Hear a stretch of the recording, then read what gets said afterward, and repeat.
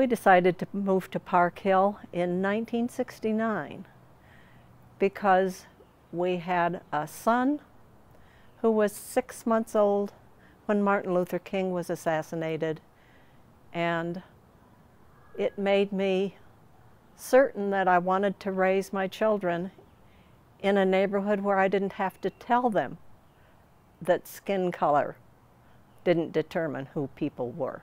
I wanted them to grow up in an integrated neighborhood and learn by living that people, as Martin Luther King said, it's the content of their character.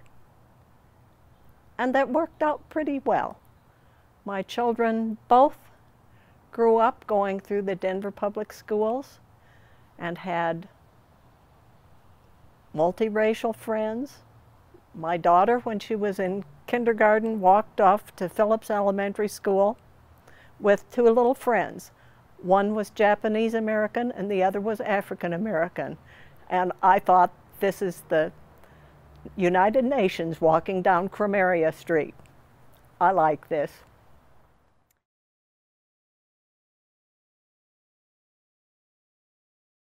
The churches played such a critical role in the whole process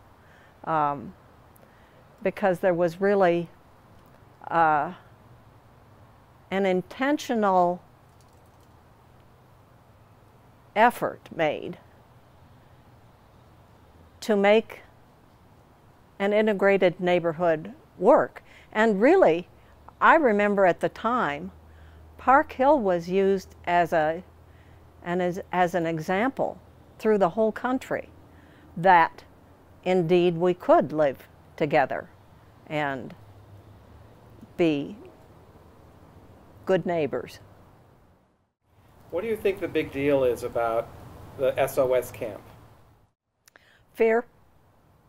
We live in a time when fear has been nurtured so much. And I think the unknown is always what frightens people.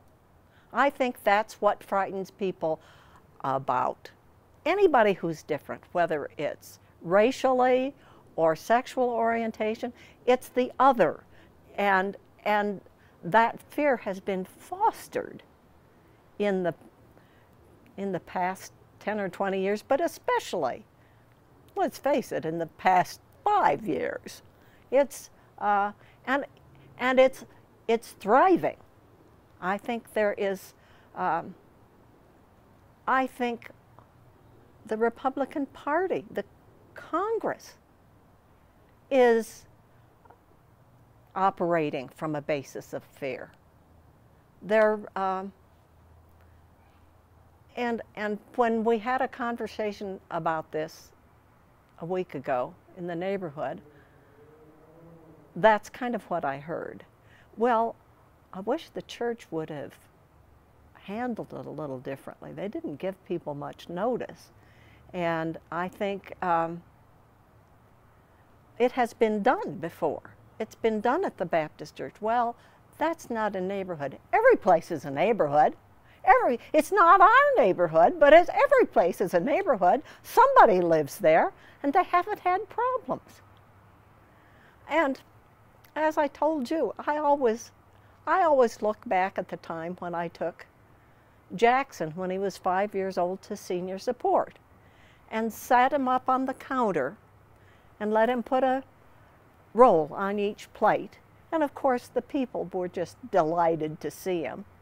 And ever afterwards, as he was going through his childhood, his privileged, good childhood, he would point out senior support to his family and say, that's where I went with Joan to feed the hungry people. And don't tell me it's not a good thing for kids who have everything they want to know that not everybody does have everything they need. Not just want, but need.